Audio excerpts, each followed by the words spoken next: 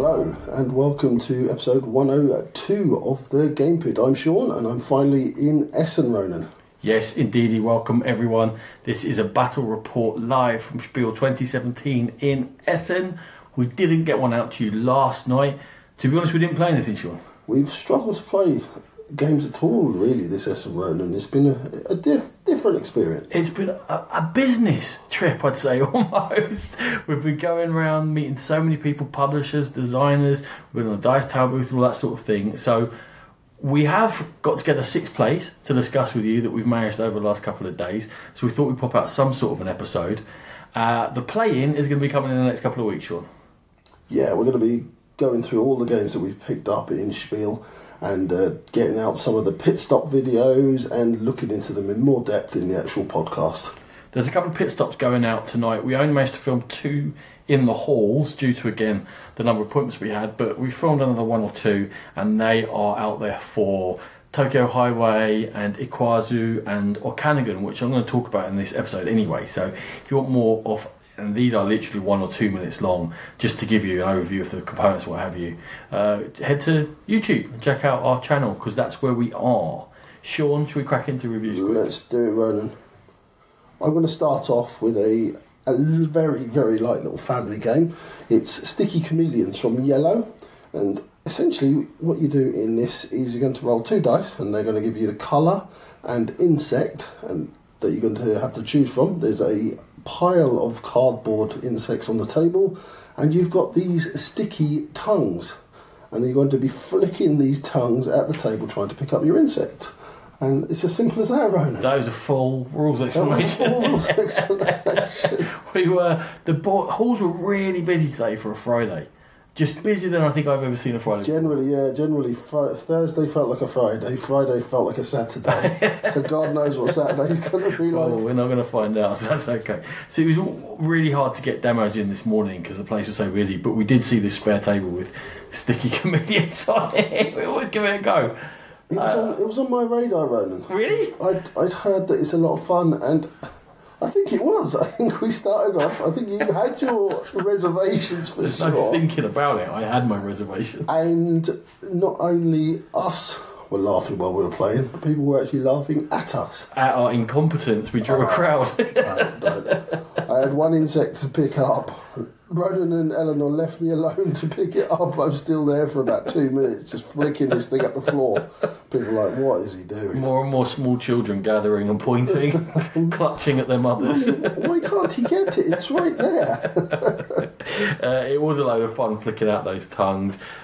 Not a load to it, but I can definitely see kids having a real giggle and a laugh, and that's what it's for, really, isn't it? Yeah, absolutely. I've picked up a copy to take home. I know my little boy's going to really enjoy it. So, yeah, Sticky Chameleons, I think it's a little hit.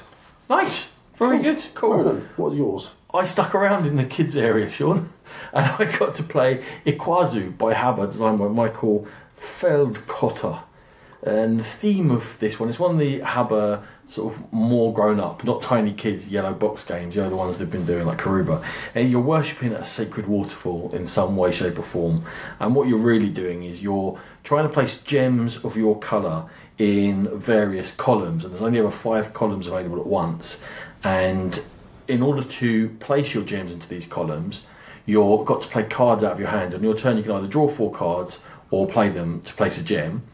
The spots for the gems are one of the 3 colours of the cards, and how far along the column is how many cards it costs. If you want to go into the 4th column along on an orange spot, you play 4 orange cards. And once it gets round and everyone's had a go, a bit of water is going to come into the leftmost top space. So the game sort of drives on. That what happens is once each column is finished on the left-hand side, it's going to score downwards for majority. So whoever's got the most gems is going to score most points. And then also it triggers an across the row, again, majority thing, where whoever's got the most in each of the rows, 5 rows, is going to get a bonus tile, which they can use at any point to get more cards or more points or an extra turn or to place a gem somewhere. So it works in both ways. It's a nice sort of 2-dimensional area majority game. The whole thing is beautiful as well, because then the frame slides along and the waterfall column that's been covering falls off the right hand side and you put it on the left hand side, and you unveil a new set of bonus tiles, and the columns score more as you go across to the right as well. So a card playing, gem laying, two-way area control game, but all nice and simple for a family audience. So, yeah, I didn't play this one because, as Ronan said, we have had some business meetings and things to go and do, so we split up.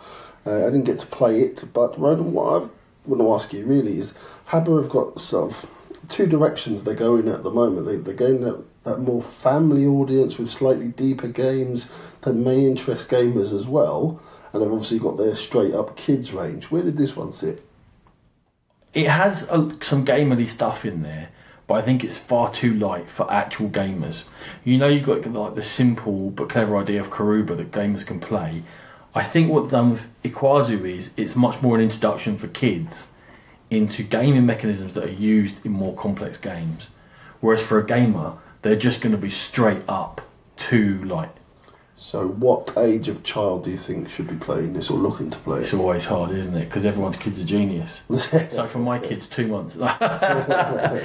In my head, I think maybe 7 or 8 upwards. Okay. But, you know, once you get to 12, probably it's going to be too light for them. Something I'm going to keep in mind, because you've said that it's that introduction. So definitely, when my boy gets to that age, I think I'm definitely going to be looking for games like that to bring him into the fold slowly. It's one of the things also I was thinking about is Dan Hughes has been talking about in a video series how he put off his kids from playing games for one of them because he played too many games, he said very recently, and it's one of those games I think that a kid could play again and again and again, and then when they saw those mechanisms in other games it would help them familiarise, come through like that. And Dan, I did exactly the same thing. I think just driving game after game, different games at my kids when they just want to play one or two the same. I can see Ikwazu getting played to death by kids. Yeah, we won't mention Magic Maze and you forced your poor How many children. times? How many times are you going to mention it? I've said sorry. Ellie, I'm sorry. The expansion's going to get reviewed soon, by the way. I'm going to make them play it again. Oh dear. It's got a beholder in it. A beholder! I'll let you off, good a beholder. Alright. You haven't mentioned my badge yet, either. He's good. He's managed to get a badge that is basically signifies that moment when you're tapping the little dobber when somebody has something to do. That really annoys me. Do something! Tap, tap, tap, tap, tap, tap, tap. I know! It's my favourite badge. Anyway. Okay. So, moving on. This is a game we actually previewed. Yeah, and we both said it was a treasure, Ronan. It's Kalimala from ADC Blackfire. And I won't go too much into the rules because we did mention it in quite some depth in our preview shows, but we're probably going to review it again. We're going to do a proper review later on, yeah, definitely. It's basically it's all about this unique action selection where you're gaining and supplying materials to locations, and there's a sort of area control scoring going on in the background. But Ronan, I'm going to state from the start that I think we were right to give this one a treasure. We'll check you out. I thoroughly enjoyed our play of it, and the things that made it step out from the crowd for me. Number one was that you're always interested in what everyone else does because they can follow you on those actions. Yeah, it was that, and then the fact that there's so many majorities that everywhere they go affects where you want to go, because we played 4-player.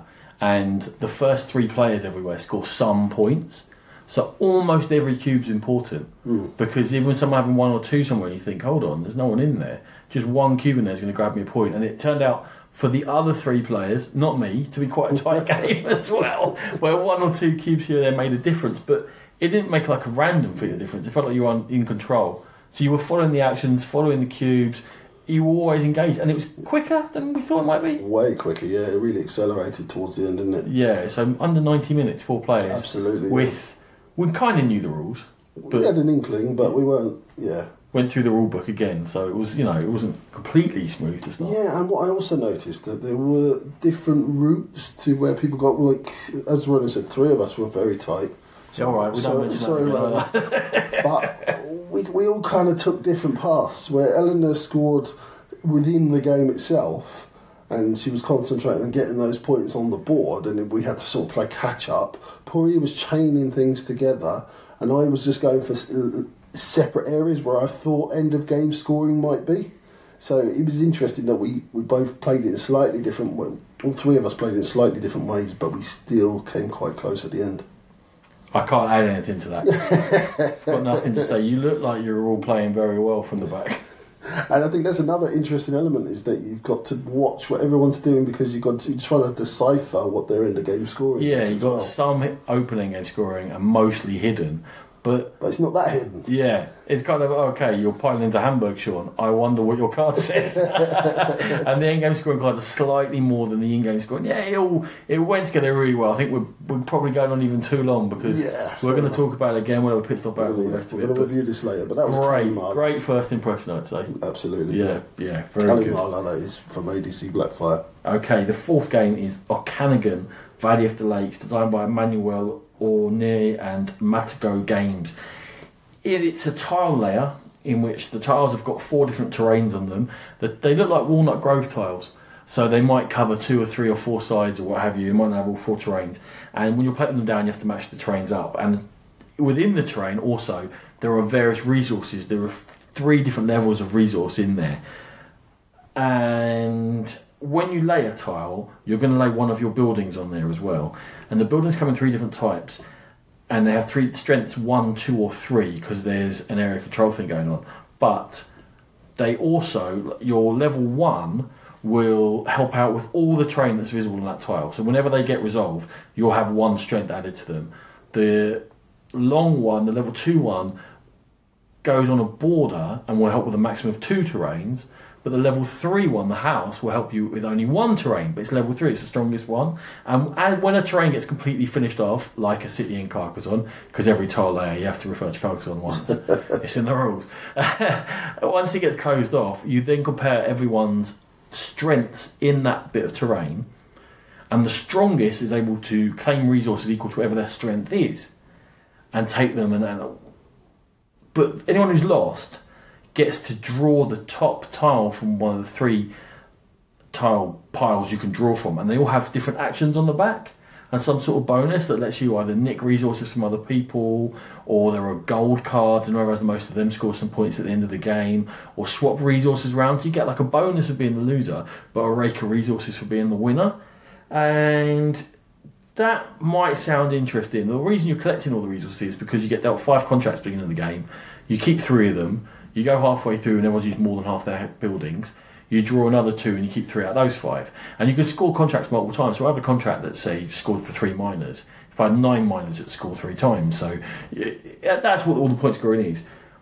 And it looks really pretty. And that kind of, you think of it, you think that's a tile layer, it's got a bit of brains going on. This could be a hit. But it was a miss. It was a miss. Now, just from your explanation, again, this is one I missed at the show. I looked at it a few times because it kind of drew me in with the pretty look. Yeah. And someone recommended it during the show as well. They came up when we were on the booth. Yes. And they said, it's a really good game, I had loads of fun with it. And I was like, oh, great, we'll go and check it out. What I wanted to ask you, really, you've mentioned a lot of different things happening, but I'm looking for the tie, the connection between them. Did it feel all these different... Are you using the T word? The T word? Theme. Not just theme, but just even the mechanisms stepping on each other, so using each other as a stepping stone, or were they separate entities? Shaking my head doesn't podcast well. No, it doesn't podcast that well. I'm going to have to get someone to come in. Ronan is shaking his head. No. It didn't tie together, and that was part of it. And you always got a little bit worried playing a convention because you don't get that proper introduction to a game, so you might not always be fully engaged with it from the off, but I never engaged with it. And I never really understood why we were doing what we were doing, what the whole point was. These contracts, you draw 5 and you keep 3, but they were wildly varied. And if you weren't putting, say you had forests, right, and you needed the lumberjacks who work in the forest, but every forest tile you were getting only had the wood on it, well, that's no good to you, because you need lumberjacks to score. And you had very little control over that. And it just, the whole thing felt a bit like I didn't have much control. It was very easy to snipe in on each other. Sometimes the actions coming second was better than getting the things from the actual terrain. And it lost me, Sean. It really did. And I can see a lot of people picking it up because it looks so good and it kind of sounds good in theory, but O'Callaghan did not work in practice for me, mate. Okay, that's a pity. It was a definite try before you buy for me, so I'm going to use you as my guinea pig, Ronan. I have been used and thrown away, so don't buy. Okay, so my last game for this episode is Pipework from Gembolo. And essentially what you're going to do in pipework is you're going to be connecting 3 pairs of coloured tiles on a 5x5 grid, and you've each got your own one of these. And you've got to do this without overlapping, so the blue needs to collect to the blue and not mess around with the green connecting to the green, etc. That's pretty much it, Ronan. It wasn't a hit for me, but I tend to find those with my big shovel hands. I tend to find games like those are just too fiddly. Getting the little pieces of pipe into the exact slot in the exact rotation that you need it, I feel like I'm at a disadvantage. Fair enough, whereas I've got tiny hands. Tiny little hands. So I was a bit yeah, it's a speed puzzle, and you've all got your own slightly different puzzle, and it's a race so you can do it first. And you're not a big fan of real-time games to start with, are you? Yeah, but there wasn't so much that element. I get the race element there. And what I will say for it, Ronan, is it looks very pleasing to the eye. Was it pleasing to you? Yeah, I like those sort of clear, coloured pipe pieces, and they actually looked like pieces of pipe. I liked it. It's not just a clever name. It's not. I liked the look of it on the table, Ronan, but yeah, just a bit too fiddly for me. Yeah, I really enjoyed it. We sat down, and myself and Ellie we got into it immediately and started racing each other, a bit of familial rivalry going on. I could tell Shaw was struggling a bit more with his massive hands. And then we played it again on sort of a harder level, and it was a little bit of a think, and okay, great. But the puzzle's not hard enough for me to come back. The game was done in under 60 seconds. Yeah, you went up to level 3 or 4. Yeah, and we were done. Yeah, pretty quickly, so it wasn't a massive challenge. So, a nice idea. Again, I don't know, these sort of ideas, do they work for kids? Because one kid's going to win and the others will be upset, and has it got enough variety? Are they doing enough fun things for it to work for kids? You know what I mean? I think we were talking to Poria over dinner, and he mentioned that it sounded like an iPod game. Or like an iPad app game, yeah. One of those games you pick up, you play it for a minute, and then it's done and you forget about it. I think maybe a few gamery elements thrown into it would make it more interesting, but it's fine for what it is. I was fully diverted for the 4 minutes it took us to play 2 games. So it was, why not? Sure. Cool, that was pipe work. Okay, and the last one is another game that we did in our treasure hunt, and it was Bronze, and it caused some disagreement in the game. I refused to play it. Awful looking game. It's not awful looking. It doesn't look nice. It's horrible. You're stealing one of my last notes here. Not as bad looking as it appeared, or Sean made it out to be. No, I'm not having that. Right, be quiet, you. Konstantin Domashev and Hobby World. It's that game where you're trying to build settlements on various terrains, going across a board, and the length of the board depends upon the number of players. And when it's in columns that flip over, and as you spread across the columns, the flavour will show you what settlements you can build. When everyone's moved on from the left-handmost column, it's going to score for majority, you score points that way. But the first person to push forward into a column is going to get first choice of city endgame scoring cards. And every time you place settlement cards, you're taking what's called a technology card, and you're putting it into a grid, and that can trigger cards either side of it. And if it's got the same cards of the same type in the same column, it can trigger all of those. You can lay way more than one house at a time. And it did pretty much what I thought it was going to do. It was quite a quick play. It was certainly a quick learn. It did look better than Sean thought it was. I wasn't sure about it at 4-player. That's the one thing. There were a lot of ties. A lot of the columns end up, if it's a tie for a column, then no one scores any points. And that happened in almost a half of all the places we played in. Right. So that meant that 4-player anyway, getting the first choice of city cards felt important, but as with all endgame scoring cards, if you're only seeing them halfway through or later on in a game, you couldn't really plan for them. Right. So sometimes they'd fall in your lap and sometimes they wouldn't. Okay, so Ronan, we had a little bit of chat about this one once we'd decided that I was right and it was ugly. It's not ugly. And you said to my question, how did you find it, was that it was fine, it was good, enjoyed it, but not a keeper. Why is it not a keeper? Well, one of the reasons is that we did almost all our packing last night, and we shipped some games off this morning, and it's for a game to get in today, into like my last couple of bags for me to carry it around across, because we're visiting Brussels on the way home and stuff. It has to be really good. Yeah. And it wasn't really good. And I wasn't completely unconditional in my praise for it. I enjoyed the game. I'd really like to try it 3-player. I felt like it would be better there. There wasn't an agreement around the whole table, but there you go. But it didn't completely blow me away. So it's one of those games I think if I'd managed to get a game in Wednesday, I probably would have bought it. But by this stage, you kind of, as much as we might have played the games, we've looked at a lot of games, been shown a lot of games, been talked through a lot of rule books, and you do start getting a bit, I don't want to say jaded because I'm having an amazing time, but it's slightly harder to really wow me after 3 days of looking at games than it was Wednesday when I first got it. Did any of that theme come through at all? I know we said it didn't feel like it was going to. Jeez. Not in so much, but it did feel like you were spreading out and definitely a lot of interaction. And it did feel like you were fighting for room with each other. Mm-hmm. It did matter what technology other people took because some of the city scoring cards are like majorities for technology. Some of them are majorities for being on certain terrain. So the bottom terrain is sea, for example. And if someone's attempting to build a lot on the sea, you can kind of guess, oh, they must have the in-game scoring card for that. So it did feel like a battle between tribes in that way. But in terms of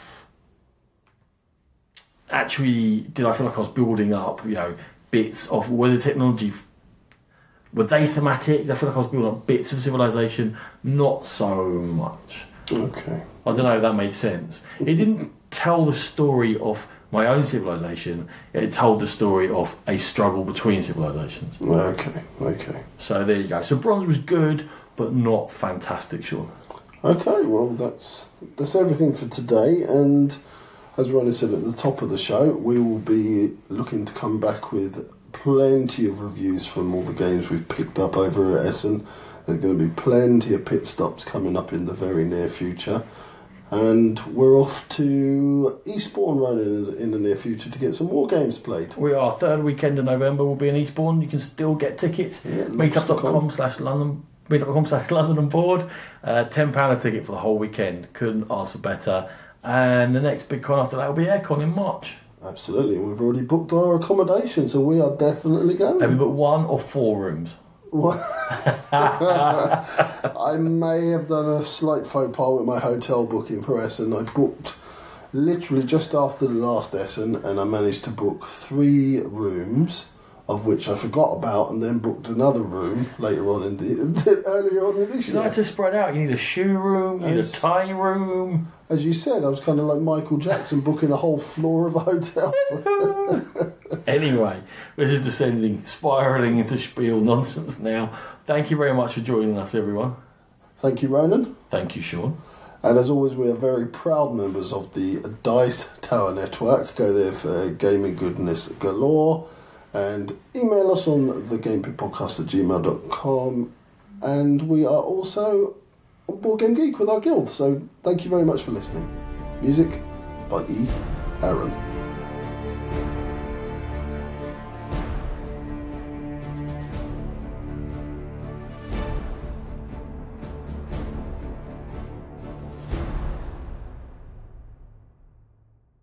Bye. Bye.